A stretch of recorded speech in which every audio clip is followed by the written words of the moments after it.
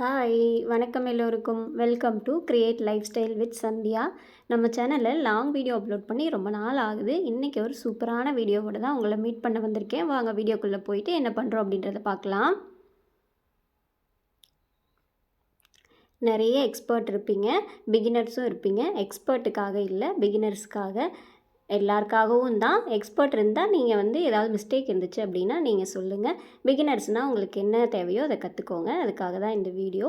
என்ன வீடியோ அப்படின்னா, ரேஷன் கோதுமையிலையும் நம்ம சூப்பராக சாஃப்டாக சப்பாத்தி செய்யலாம். இன்றைக்கி எனக்கு கோதுமை கிடச்சிச்சு, அதனால் நான் கோதுமையோடு இன்றைக்கி உங்களை மீட் பண்ண வந்திருக்கேன்.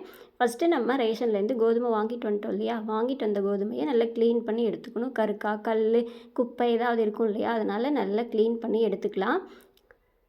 புடச்சி எடுத்துக்கலாம். இந்த மாதிரி புடைக்கிறதெல்லாம் நமக்கு தெரியாது. நம்ம பாட்டி, அம்மா அவங்களுக்கெல்லாம் தெரியும்.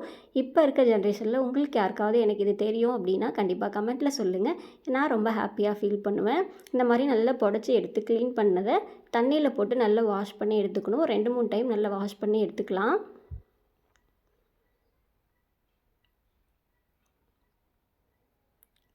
பாருங்கள், நம்ம புடைக்கும் போதே ஓரளவுக்கு க்ளீன் ஆகிடும். தண்ணியில் போட்டு வாஷ் பண்ணோம் அப்படின்னா இன்னும் ஒட்டிகிட்டு இருக்க குப்பை எல்லாமே கொஞ்சம் க்ளீன் ஆகிடும். நல்லா பிசைஞ்சு வாஷ் பண்ணி எடுத்துக்கலாம். பாருங்கள், தண்ணியில் போட்டதும் மீதி இருக்க கருக்காவுமே அப்படியே மேலே தெளிஞ்சு வந்துடும் இல்லையா, ஏன்னா வெயிட் இருக்காது, மேலே தெளிஞ்சு வரும். அதை நம்ம அப்படியே வடித்து எடுத்துக்கலாம். ஒரு 2-3 தண்ணியில் நல்லா வாஷ் பண்ணி எடுத்துக்கோங்க.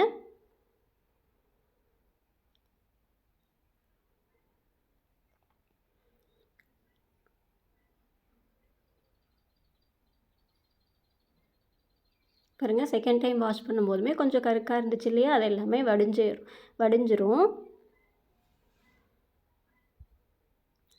நல்லா வாஷ் பண்ண கோதுமையை வெயிலில் காய வச்சு எடுத்துக்க போகிறோம். இப்போ ஒரு கட்டில் போட்டு ஒரு வெள்ளை துணி போட்டு அது மேலே நம்ம நல்லா கழுவின கோதுமையை பரப்பிட்டு நல்லா காய வச்சு எடுத்துக்கலாம். நீங்கள் மாடியிலையும் கீழே துணி போட்டு காய வச்சுக்கலாம். அப்படியே கொட்டினோம் அப்படின்னா நம்ம பாத்திரத்தில் கொஞ்சம் தண்ணி இருக்கும் இல்லையா, அதனால் நல்லா கையால் வடித்து எடுத்துகிட்டு நல்ல கூட்டம் கூட்டமாக இருக்கும் இல்லையா, அது எல்லாத்தையுமே நல்லா பரப்பி விட்டுக்கோங்க. அப்போ தான் சீக்கிரமாக காஞ்சி வரும். நல்ல வெயில் இருக்கும்போது இந்த ப்ராசஸை பண்ணிக்கலாம். நல்லா காஞ்சதுக்கப்புறமா மிஷினில் கொடுத்து நம்ம அரைச்சி எடுத்துகிட்டு வந்துடலாம். அரைச்ச கோதுமையை நம்ம சலிச்சும் எடுத்து வச்சுக்கலாம், அப்படியேவும் வச்சுக்கலாம். இது நல்லா தான் இருந்துச்சு, அதனால் நான் அப்படியே வச்சுக்கிட்டேன். இப்போ நம்ம சப்பாத்தி செய்ய ரெடி பண்ணிக்கலாம். உங்களுக்கு தேவையான அளவுக்கு மாவு எடுத்துக்கோங்க, கூடவே உப்பையும் ஆட் பண்ணிக்கோங்க. உங்களுக்கு வேணும் அப்படின்னா பேக்கிங் சோடா கூட ஆட் பண்ணிக்கலாம். இல்லாமலே நல்ல ஃப்ளஃபியாக தான் வரும். ரா ஃப்ளாரில் உப்பு ஆட் பண்ணிவிட்டு நல்லா மிக்ஸ் பண்ணி எடுத்துக்கோங்க. உடனே தண்ணி ஊற்றினோம் அப்படின்னா அங்கங்கே உப்பு கட்டிக்கும். அதனால் ரா ஃப்ளார்லேயே நல்லா மிக்ஸ் பண்ணி எடுத்துகிட்டு கொஞ்சம் கொஞ்சமாக தண்ணி ஊற்றி நீங்கள் ஆட் பண்ணி எடுத்துக்கோங்க. நல்ல கையால் பிசைஞ்சு விடணும், அழுத்தம் கொடுத்து பிசையணும். கொஞ்சம் கொஞ்சமாக தண்ணி ஆட் பண்ணும்போது தான் நல்லா சாஃப்டாக கிடைக்கும். ஒரேடியாக தண்ணி ஊற்றிடக்கூடாது. பாருங்கள், ஓரளவுக்கு மாவு திரண்டு வந்துடுச்சு.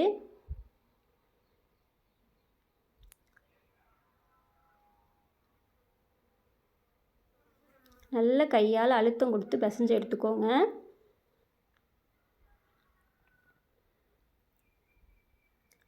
நல்லா பிசைஞ்சு எடுத்ததுக்கப்புறமா பாருங்கள், ஓரங்கள்லாம் கொஞ்சம் கொஞ்சமாக இருக்குது இல்லையா, அதை எல்லாமே லைட்டாக தண்ணி தெளித்தோம் அப்படின்னா ஒட்டி வந்துடும்.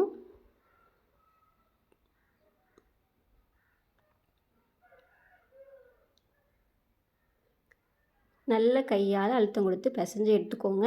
இப்போ பாருங்கள், லைட்டாக ஒரு கிரிங்கிள் டாப் மாதிரி இருக்கா. இப்போ ஷைனிங் கொடுக்கறதுக்காக லாஸ்ட்டாக கொஞ்சமாக தண்ணி தெளித்தோம் அப்படின்னா மாவு நல்லா ஷைனிங்காக பிசைஞ்சு வரும். கையை நல்லா வாஷ் பண்ணிவிட்டு 2 கையால் கூட நல்லா பிசைஞ்சு எடுத்துக்கலாம். உங்களுக்கு கையில் பிசைய கஷ்டமாக இருந்துச்சுன்னா இந்த மாதிரி இடிக்கல் போட்டு தட்டி கூட எடுத்துக்கலாம். அதுவும் நல்லா சாஃப்டாக வரும். தட்டுறோங்கிற பேரில் பாத்திரத்தை உடச்சிடக்கூடாது. நல்ல பொறுமையாக சாஃப்டாக தட்டி எடுத்துக்கோங்க. தட்டி எடுத்த மாவை நல்லா இன்னொரு டைம் கையால் உருட்டி நம்ம ஒரு ஈர துணி போட்டு நல்லா மூடி வச்சிடலாம். துணியை தண்ணியில் நனைச்சிட்டு நல்லா மூடி வச்சிடலாம். கொஞ்சம் ஈரம் காயக்கூடாது அப்படின்றதுனால 2 டைம் துணி, மெலிசாக இருக்குது அப்படின்றதுனால 2 டைம் துணி போட்டிருக்கேன். ஒரு 1/2 hour ஊறட்டும். எனக்கு கொஞ்சம் டைம் இருந்துச்சு, அதனால் 1/2 hour நான் ஊற வச்சேன். நீங்கள் உடனே கூட செய்யலாம், சாஃப்டாக தான் இருக்கும். எல்லா மாவையும் வெளியில் எடுத்துடக்கூடாது. கொஞ்சமாக மாவை எடுத்துக்கிட்டு மீதி மாவை மூடி வச்சிடணும். நம்ம திரட்டுறதுக்காக கொஞ்சம் ரா ஃப்ளார் யூஸ் பண்ணிக்கலாம். இதே மாவில் பூரியும் செய்யலாம், சப்பாத்தியும் செய்யலாம். தனித்தனியாக மாவு பிசையணும்லாம் இல்லை. ஆனால் பூரிக்கு செய்யும்போது நம்ம ஆயில் அப்ளை பண்ணி திரட்டணும். ஏன்னா எண்ணெயில் அடியில் போடும்போது நம்ம ரா ஃப்ளார் யூஸ் பண்ணோம் அப்படின்னா அதெல்லாம் அடியில் போயிட்டு ஒரு மாதிரி கரிஞ்ச மாதிரி இருக்கும். சப்பாத்தி செய்யும்போது நம்ம ரா ஃப்ளார் யூஸ் பண்ணிக்கலாம். அப்போ தான் நல்லா திரட்ட முடியும்.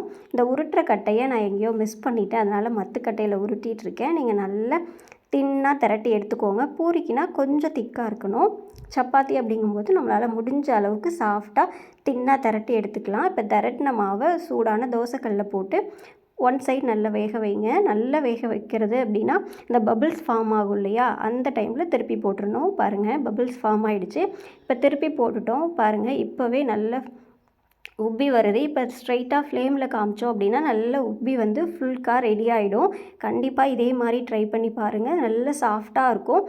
இது கொஞ்சம் டைம் ஆச்சு அப்படின்னா கடுசாயிடும்னு யோசிக்காதீங்க. டைம் ஆக ஆக இன்னும் சாஃப்டாக இருக்கும். ட்ரை பண்ணி பார்த்துட்டு எப்படி இருக்குது அப்படின்றத கமெண்ட்டில் சொல்லுங்கள். வீடியோ பிடிச்சிருந்தா லைக் பண்ணி சப்ஸ்கிரைப் பண்ணுங்கள். தேங்க்ஸ் வாட்சிங். டாட்டா.